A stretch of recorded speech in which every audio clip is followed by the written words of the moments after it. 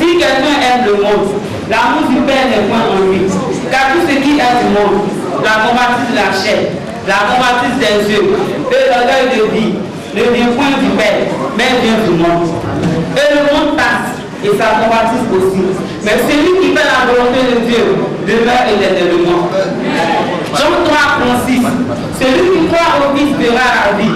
Celui qui ne croit pas au Fils ne verra pas la vie. Mais la colère de Dieu demeure sur lui. 2 Timothée 2, verset 1. Tiens-toi donc, mon enfant, sanctifie-toi dans la grâce qui est en Jésus-Christ. 2 Timothée 2, 20.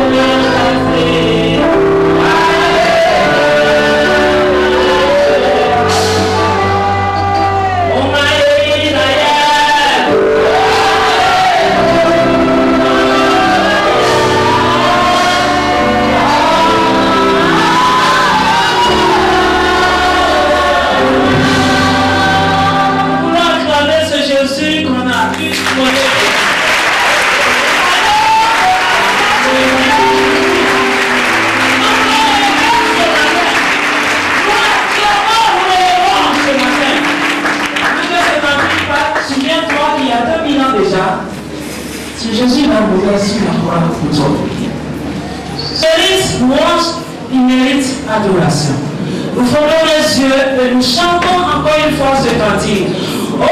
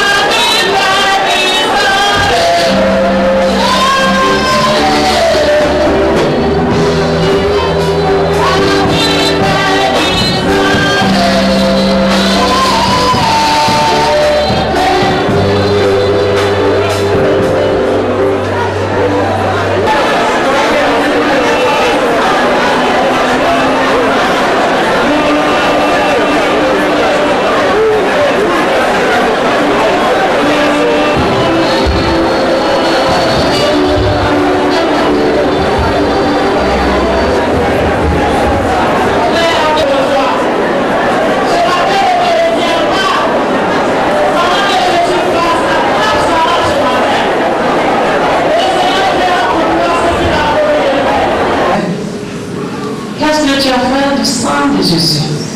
Pose-toi la question ce matin et adore ton Dieu sincèrement dans le cœur. Revois ta vie ce matin.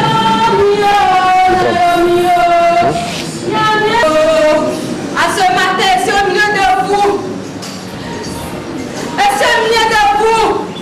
Moi, l'Éternel des armées, ta beauté ne me dit rien. Ta richesse ne me dit rien. Mais je veux ton salut. Je veux ton salut. Je veux ton salut. Un pied dedans, un pied dehors. Je veux ton salut. Je vous ai béni. Je vous donne la grâce en ce matin. Allez-y avec la grâce. Allez-y avec la richesse. Mais veillez sur vous. Je vous ai détaché. Je vous ai détaché. Veillez sur vous. Faites le bilan de l'année. Vous avez fait le bilan. Mais c'est comment? Mais je vous le dis en vérité, en vérité. Veillez sur vous. On est d'abord. La vie n'a pas de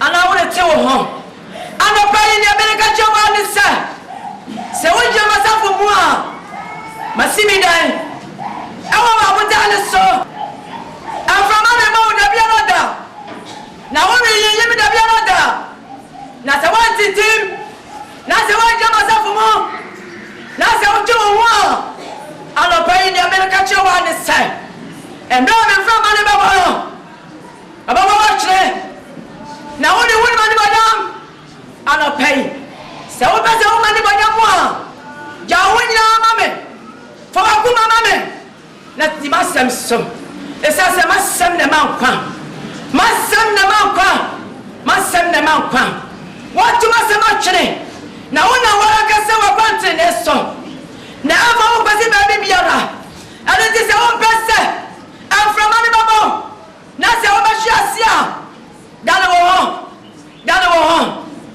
hon wuli tie ni bono na wuli tie mi orade wuli tie mi mama na wuli tie oni pa no hwami orade no na me na ma frɛ wo minim ne tie me ni wo mama safu mo minim ne tie me ni wo mama sori mo hwa wo ye na wa hwe ase gya wa kuma mame esanse akoma mu no ana me di me hene akoma mu ana me di me hene Jawakuma mami. Retiens cette grâce que je t'ai donnée. Je vous dis ce matin, au sortir de cet arbre, retenez bien cette couronne de vie que je vous ai donnée. Au sortir de cet arbre, retenez bien cette couronne que je vous ai donnée. Je vous dis ce matin, mes enfants. Je vous dis ce matin, mes enfants, au sortir d'ici, ne vous retenez plus dans vos péchés. Ne vous retenez plus dans vos péchés. Demeurez ferme dans ma maison. Demeurez ferme à mes pieds. Demeurez ferme dans ma parole. Gardez ma parole. Suivez mes commandements afin que cette couronne de vie soit pour vous éternellement. Mes enfants, ce matin, je vous exhorte ce matin.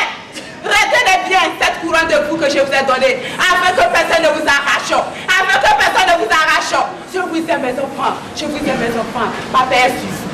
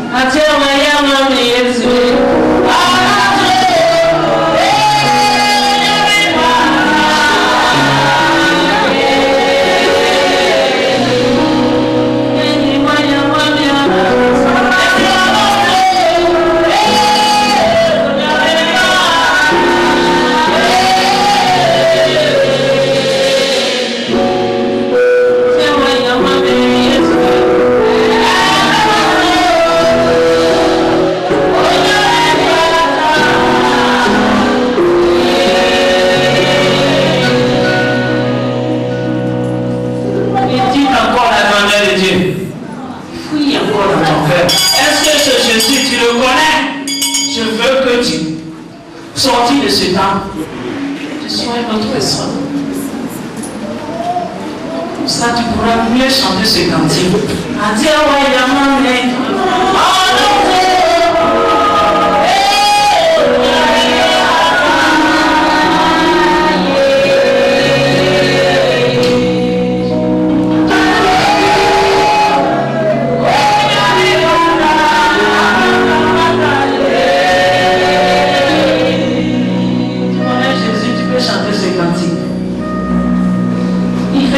chose, une seule personne. Nous l'adorons comme nous voulons. Nous faisons des choses qui ne glorifient pas son nom. Et chaque jour, le cœur de Jésus saigne. Il ne faudrait pas que cette convention soit une convention en trop, mais une convention qui reste en vie.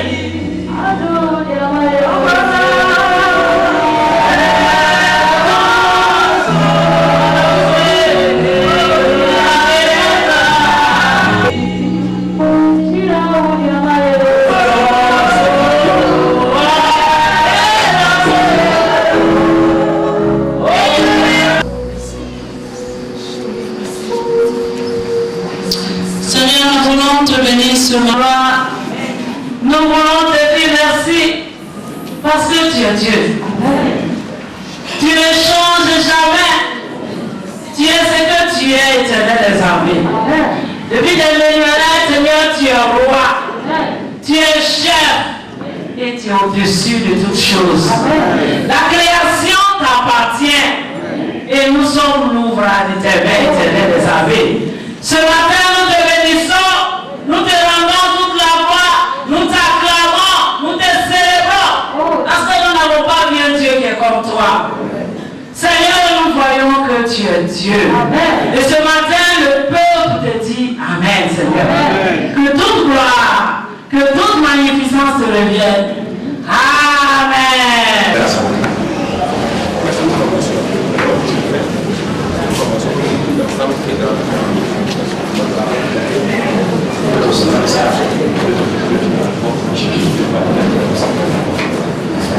Plaque est là. Plaque. La cellule est plaque. Pendant 5 mois. Où il est? Voilà. 2, 4, 6.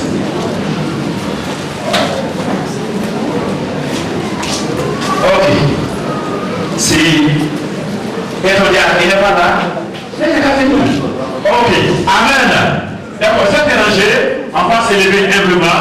Au moment le cantique à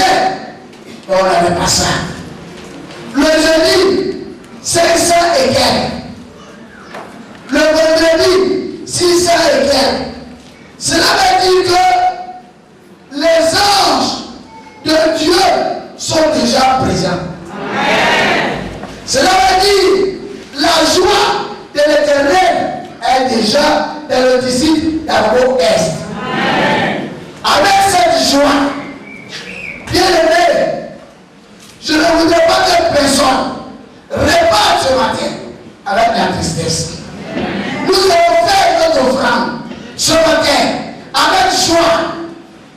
L'année dernière, à Moto, c'est moi qui avais dirigé l'offrande. Lorsqu'on avait dit de donner 1000 francs, j'ai vu un couple qui a déposé 20 000 francs. Oui. Il y a un frère, un tailleur, 1000 francs, qui avait déposé 30 000 francs. Je ne vais pas loin. Je vais te dire quelque chose. En faisant l'offrande, tu regardes la sauce. Tu regardes ta soeur qui est à côté de toi. Non.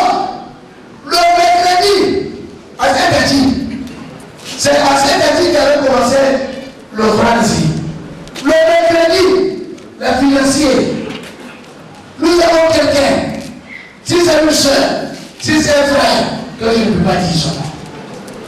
Mais le mercredi, le frère ou la soeur a déposé, écoutez-moi bien, une somme emballée de 100 000 francs. Le mercredi. Le mercredi. C'est ça qu'on appelle offrande. Et ça, c'est mon souhait ce matin. Si j'ai préparé 10 000 francs, que Ancien Oscar a dit de commencer 1000 francs. Moi, je prends mes 10 000 francs. Je vais déposer. Sans regarder le pasteur, sans regarder la route. C'est ça, Dieu agrée. C'est l'offrande que Dieu agrée. Tu as 10 000 francs. Tu as 50 000 francs. Comme l'ancien a parlé de déposer 10 000 francs, je ne vais pas donner les 50 000 francs. Bien aimé, je ne sais pas que tu repartes avec cette offrande.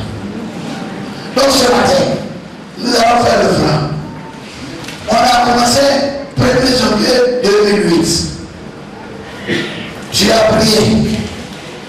21 décembre d'Adoué. La convention, si je danse, si je loue, c'est Dieu qui m'a gardé. Qu'est-ce que j'ai à lui donner ce matin? Et c'est ça, Abraham m'a dit. J'ai toujours parlé de ça. Donc Dieu a demandé son fils. Hey, Dieu, j'avais un seul fils. Et toi qui m'as donné. Aujourd'hui, tu me demandes de faire l'offrande. Je vais te donner. Est-ce que ce matin, tu peux dire, Dieu qui m'a protégé. Je n'ai rien, mais pour te dire merci. Au bout de moi-même, je vais te payer des 10 000. Je vais pris l'enveloppe des 100 000. Le mercredi, l'offrande qu'on a fait, une seule personne a donné 100 000. Toi, ce matin, tu as combien? Prépare-toi. Prépare ton pied. Prépare ton pied pour ton offrande. Cette offrande de Dieu, je vais te faire l'offrande. Mais toi aussi, fais le reste. Fais le reste. Fais le reste. Et quand Abraham a donné à Dieu, Dieu a dit, Abraham, pourquoi tu ne vas pas refuser Isaac? Tu ne vas pas refuser le seul fils que tu as. Moi, Dieu, le Dieu tout-puissant, le Dieu des miracles, moi je l'ai dit. Je le jure et t'es béni. Prépare-toi, ma soeur. On fait prépare-toi. Oui. Prépare-toi. Prends l'enveloppe. Prends l'enveloppe. Ce matin, prends. Où tu es assis là? Qu'est-ce que tu donnes à Dieu? Oui. On se prépare. On est prêt? On est prêt? On est prêt? On est prêt?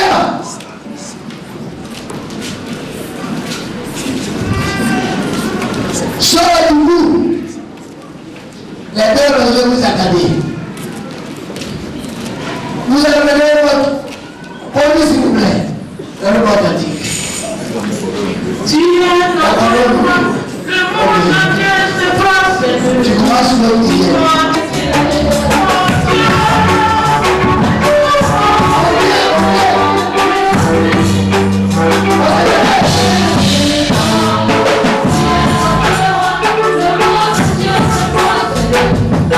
Thank you.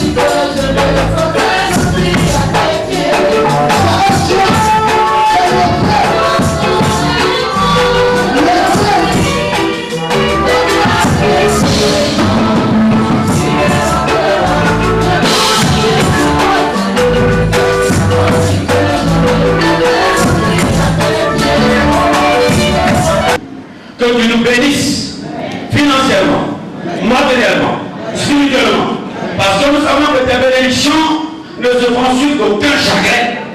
Seigneur, nous avons cherché. Nous avons, Seigneur, travaillé. Au moment où nous ne te connaissions pas, mais enfin, Seigneur, cela n'a pu nous procurer que, Seigneur, notre Dieu, la misère.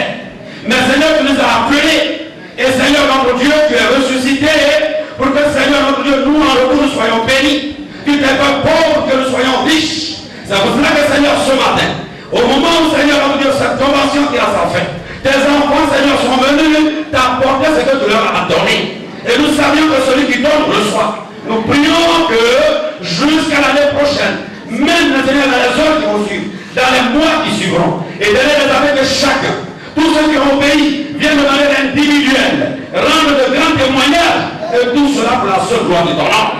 Parce que toutes les bénédictions ne viennent que de toi. Saint-Esprit de Dieu manifeste toi. Bénédiction sur tous les plans. Bénédiction dans nos entreprises.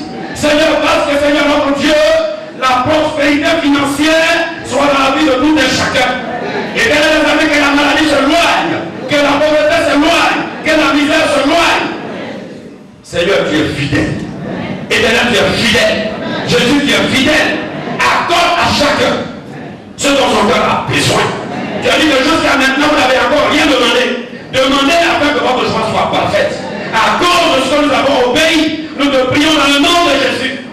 Parce que Seigneur notre Dieu, le désir de notre cœur soit accompli. Nous te bénissons. Nous te rendons hommage. Au travers de ces offrandes, notre Dieu, s'il y avait des portes qui étaient devenues fermées par l'ennemi, nous prions dans le nom de Jésus. Que ces portes la s'ouvrent de nouveau. Que ces portes la s'ouvrent encore de nouveau.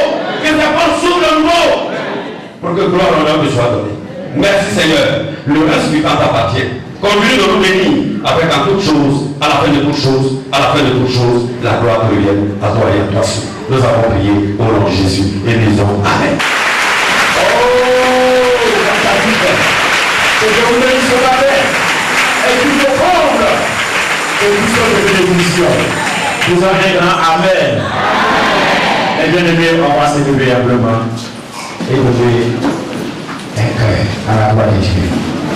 Gloire à Jésus-Christ, gloire à Jésus-Christ, il est le Seigneur.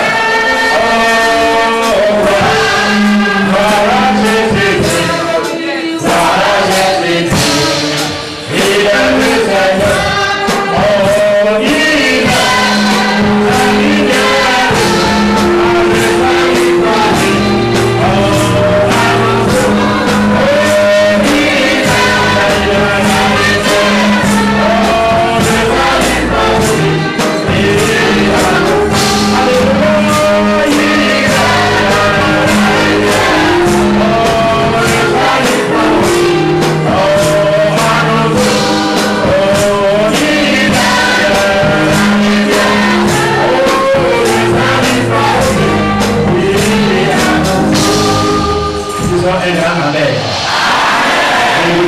s'il vous plaît. Les bien-aimés, Dieu nous a fait en ce matin une grâce particulière. Tu n'as pas dit Amen.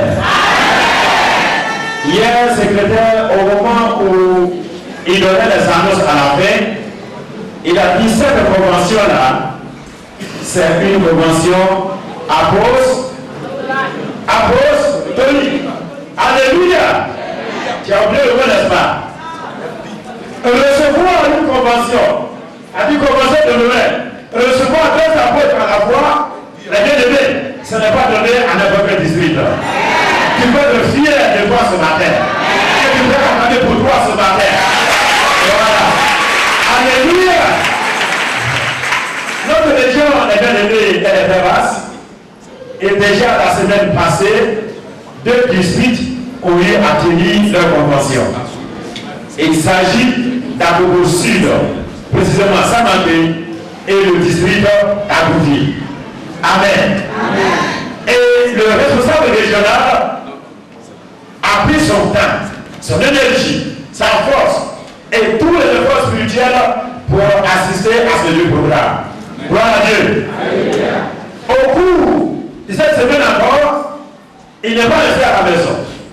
Puisque la majorité maintenant était à la convention, lui et son épouse, alors ils ont parcouru les districts qui pour certains une soirée, qui pour d'autres 2 jours, et puis ce matin, Dieu fait grâce. Alléluia. Ce matin encore, Dieu fait grâce. Mais bien aimé, c'est pour Dieu que tu es béni. Et moi aussi, je suis béni.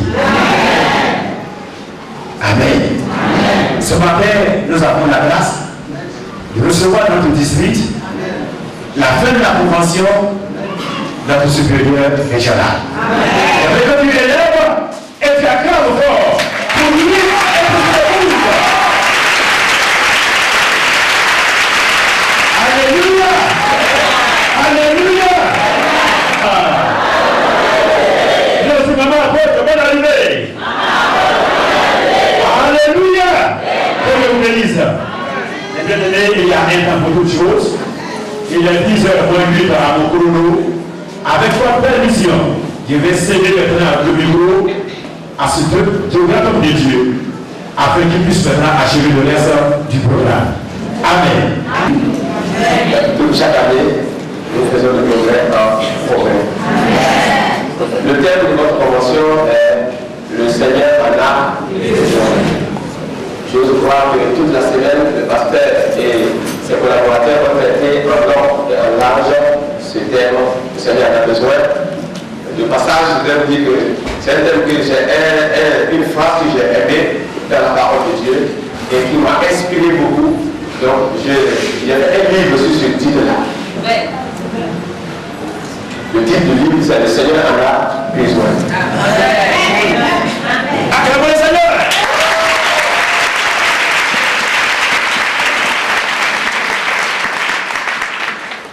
J'avais voulu vous amener celui ce matin pour présenter, mais j'ai oublié.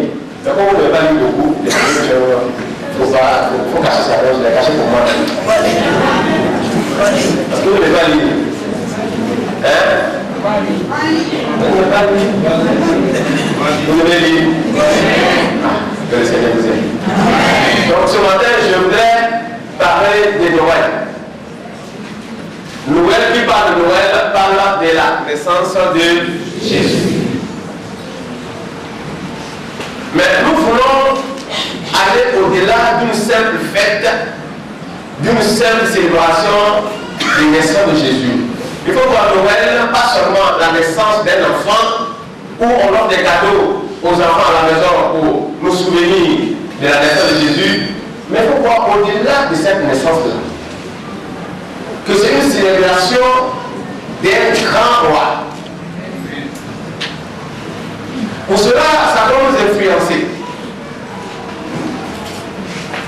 Ce n'est pas une simple fête où on mange, on donne des cadeaux aux enfants et c'est fini.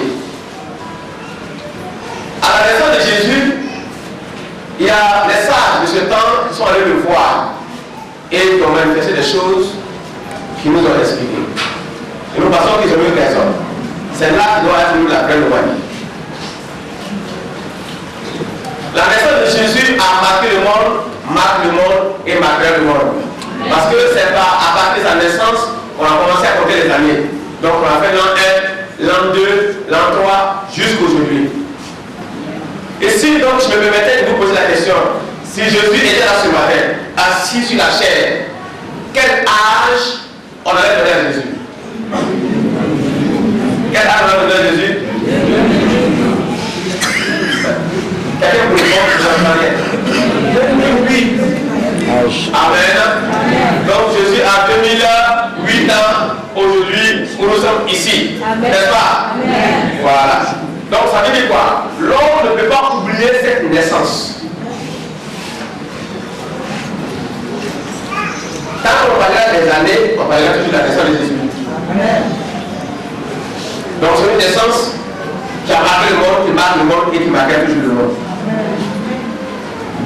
Mais je voudrais m'articuler sur l'adoration ce matin. Donc moi j'ai dit, on ne sait pas une simple fête pour dire Jésus est né, on s'en va manger pour notre aux enfants et puis c'est fini. Mais comment nous l'adorons? Cet enfant qui est né là, comment nous l'adorons? J'ai appelé cela la vraie adoration. Lisons ensemble Jean, au chapitre 4, verset 23 à 24, et Matthieu, au chapitre 2, verset 10 à 11. Jean,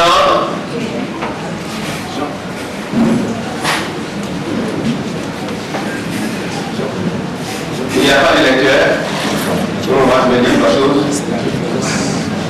Jean 4, versets 23 à 24. Voilà, j'ai lu la parole du Seigneur. Vérité. Amen. Parce qu'il dit l'heure vient et elle est déjà venue pour les vrais adorateurs. Donc si elle a des vrais, ça veut dire qu'il y en a aussi deux. Il dit pour les vrais adorateurs, adoreront le Père en esprit et en vérité. Car ce sont là les adorateurs que Dieu demande.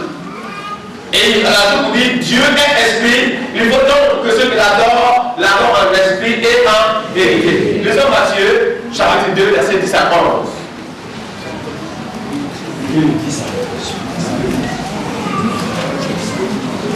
Matthieu 2, verset 10 à 11. Quand il aperçut l'étoile, il fut saisi d'une très grande joie. Il entrait dans la maison, vit le petit enfant avec Marie, sa mère, se prosternait et l'adorait. Il ouvrit ensuite leur trésor et lui offrit en présent de l'or, de l'encens et de la myrrhe. Amen. Voilà des hommes qui sont allés découvrir le petit enfant qui vient de naître. Mais 800 ans avant la naissance de Jésus, Ésaïe avait déjà prophétisé. Pour dire, il y a un enfant qui est né dans la ville de David, et on l'appellera, elle lui a conseillé Dieu puissant, prince de la paix, ainsi de suite, ainsi de suite. Et le signe que les prophètes avaient donné, qui devait prouver que l'enfant était né, c'était donc l'étoile qui devait apparaître dans les cieux. Donc les sages de ce temps, appelés mages, suivaient bien le ciel pour savoir où l'enfant naîtrait. Et voici que l'étoile apparaît. Et les sages décident de suivre l'étoile pour aller découvrir l'enfant de Jésus. Et pendant qu'ils vont aussi, j'aille l'adorer. Mais en réalité, ce n'était pas pour aller l'adorer. C'était pour aller le tuer. Et quand les mages ont vu l'enfant Jésus, Dieu leur a dit de le tuer plus que l'autre. Parce qu'il n'a pas de bonne pensée.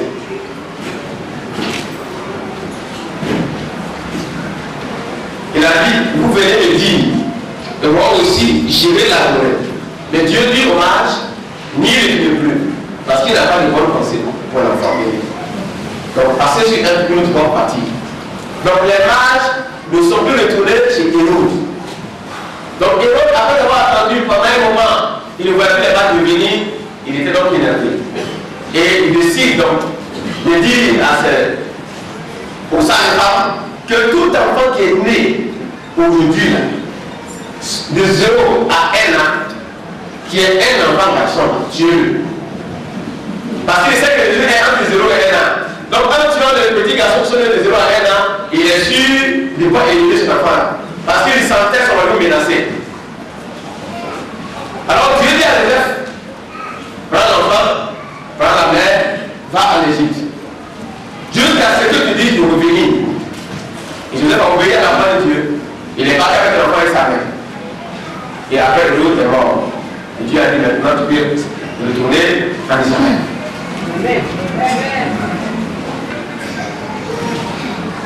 Ce qui nous a marqué ici, c'est l'attitude des mages. Quand ils ont vu l'étoile qui annonçait la naissance de Jésus, ils ont décidé de suivre l'étoile jusqu'à aller découvrir l'enfant Jésus. Et quand ils ont découvert l'enfant Jésus, la Bible dit qu'ils l'ont adoré. Mais comment l'ont-ils adoré? C'est la question. Donc je voudrais que tu saches que pour reconnaître un vrai adorateur, nous allons diviser ce message en deux parties. Les signes d'un vrai adorateur et les raisons d'un vrai adorateur. Lorsque les mages ont vu l'étoile qui annonçait la naissance de Jésus, la Bible dit qu'ils éprouvaient une très grande joie. Ils n'ont pas encore vu l'enfant de Jésus, mais ils ont vu le signe dans le ciel qui annonçait que Jésus était déjà là. Rien que le signe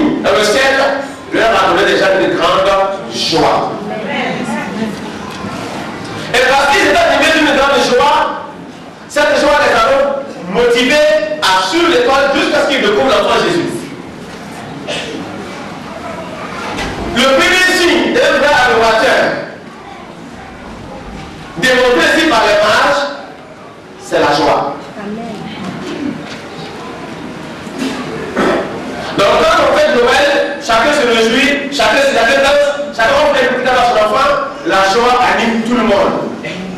Mais au-delà de la naissance, d'une célébration d'une simple naissance, il faut voir en cela une célébration d'un grand roi. Un vrai adorateur est motivé par la joie de l'anime. Parce que la Bible dit la joie du Seigneur est ma force. Et la Bible dit je suis dans la joie quand on me dit allons à la maison de l'Éternel. Et Galates nous a dit que la joie est le fruit de l'esprit. Donc un vrai adorateur, puisque la Bible dit ici que celui qui adore Dieu, puisque Dieu est esprit, il faut qu'il adore en esprit en vérité. Donc il doit manifester en lui le fruit de l'esprit qui est la joie. Un vrai adorateur animé par la joie n'est jamais forcé, n'est jamais obligé pour faire quelque chose dans la maison de Dieu. À partir du moment où votre vie n'est pas animée de la joie qui est le fruit du Saint-Esprit et non la conséquence parce que tu as gagné la loterie, et que c'est pas la joie qui est animée par l'Esprit de Dieu qui est en toi, tu ne seras jamais forcé pour faire quoi que ce soit quand il s'agit de faire la chose pour Dieu qui t'adore. Donc un vrai adorateur, le premier signe qu'on demande à lui, c'est la joie. La joie de servir Dieu. La joie de servir les hommes au nom de Dieu. La joie de faire des offrandes pour Dieu. La joie d'aller à l'église. La joie de lire la parole de Dieu. La joie de prier. La joie de chanter pour Dieu. Quand nous perdons cette joie, ça veut dire que nous sommes en train de nous retirer de l'Esprit de Dieu. Malheureusement, beaucoup de chrétiens aujourd'hui, il faut un bâton derrière eux pour aller adorer Dieu. Il faut un bâton pour donner son offrande. Il faut un bâton pour donner sa dîme. Je dis bien que nous sommes appelés de dévier. Parce que si nous sommes animés de la joie qui mobile l'Esprit de Dieu, cette joie doit nous amener à faire les choses librement, sans contrainte aucune. Sans pression de qui que ce soit. Sans pression de quoi que ce soit. Mais de manière libérale, nous allons aller vers Dieu et servir Dieu. Amen. Et les mages, poussés par la joie qui les animait, parce qu'ils savent que celui qui est là est leur sauveur, celui qui est là est un grand roi, il n'avait pas besoin que quelqu'un vienne les pousser pour y aller. Mais la joie les a animés, la joie les a poussés. C'est pourquoi on dit poussés par le Saint-Esprit, les hommes ont parlé de la part de Dieu. Il faut que ce soit la joie qui nous anime, qui nous pousse à aller vers Dieu, qui nous pousse à aller adorer Dieu, qui nous pousse à adorer à Dieu, qui nous pousse à servir les hommes au nom de Dieu. Donc les mages, le premier signe qu'ils ont manifesté, qui a prouvé qu'ils étaient sincères, c'était la joie. Quand on est content de quelque chose, quand on est fier de quelque chose de quelqu'un, quand on admire quelqu'un, la chose qui nous anime, c'est la joie. On est heureux de voir la personne. On est heureux d'accueillir la personne. On est heureux de vivre avec la personne. On est heureux de donner à la personne. On est heureux de rester avec la personne. La joie, donc, est la force du cœur du croyant. C'est le premier signe d'un vrai adorateur. Si on commence à te forcer pour faire ta dîme, on commence à te forcer pour faire de l'offrande, on commence à te forcer pour aller à l'église, c'est que tu n'es pas un vrai adorateur, mais je ne sais pas ce que c'est. Tout le temps, le bien affectif. Si il dit que tu es un faux adorateur, c'est comme il t'a insulté. Donc, je ne sais pas quel mot va parler. Mais ce qu'il suit, c'est qu'il n'est pas un vrai adorateur. Donc, les mages qui étaient sincères et qui voulaient à tout prix voir Jésus pour l'adorer étaient animés d'une très grande joie. Par contre, et l'autre a dit seulement, si vous allez que vous le trouvez, il venait me dire, mais moi aussi je vais l'adorer, point. Il n'a manifesté aucune joie. On sentait que ce monsieur-là n'était pas sincère.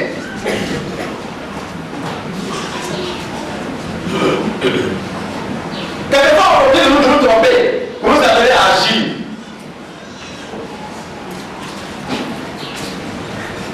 Je voudrais ressortir de cette convention, tu changes de mentalité. Tu le vois ta position dans l'adoration. Adore-tu Dieu par contrainte? Adore-tu Dieu par respect du pasteur?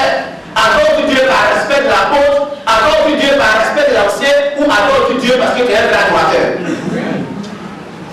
Parce qu'il y a des gens qui viennent à l'église parce qu'ils ont respect pour le pasteur, parce qu'ils ont respect pour l'apôtre. Oui, parce que si je ne viens pas, l'enseignant me dit pourquoi je ne vais pas donner. Donc je m'en veux juste pour lui faire plaisir. C'était le cas. Je suis désolé.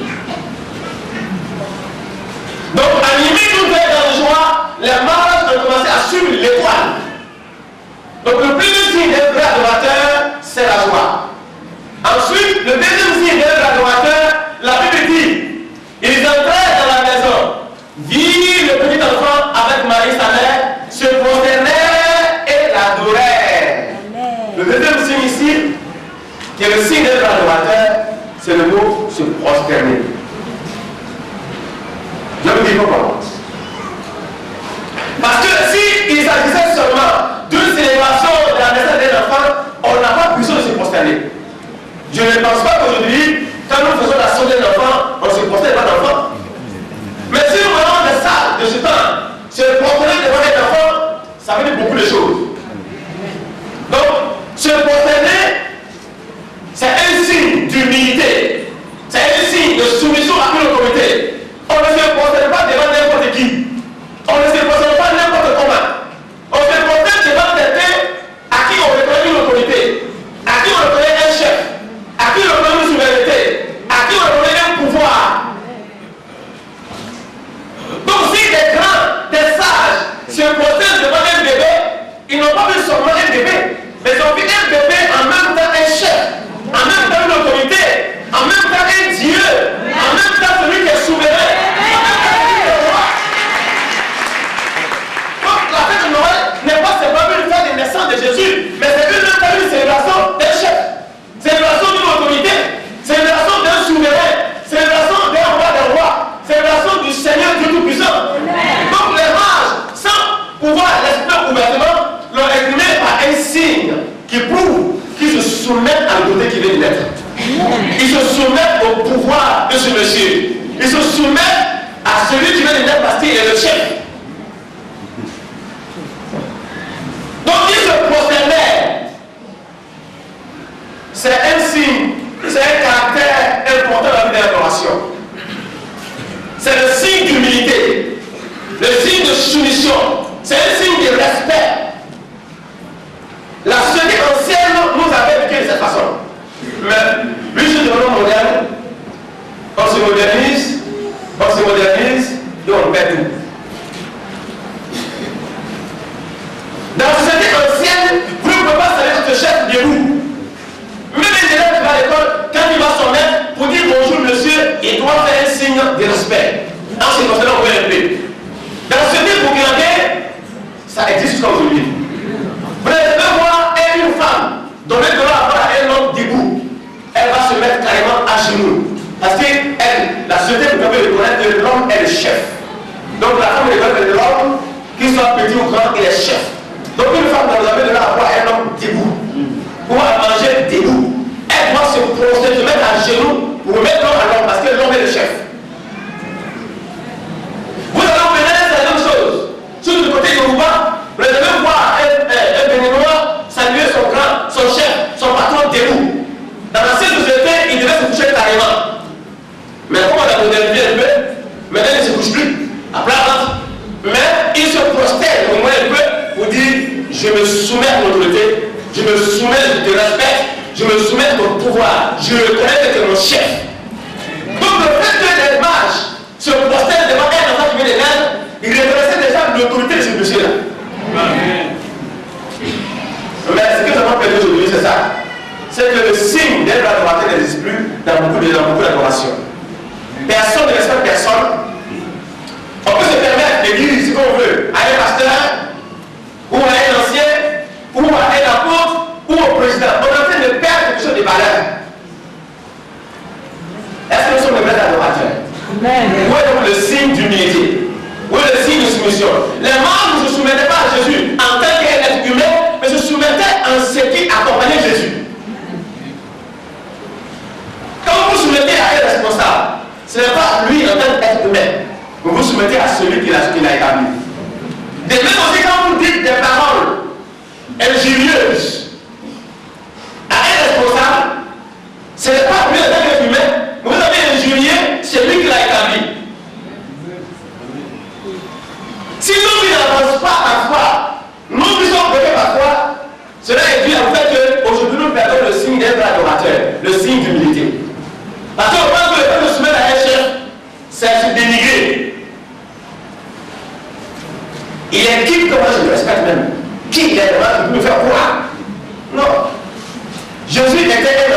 dettes, donc il pouvait faire quoi que ce soit.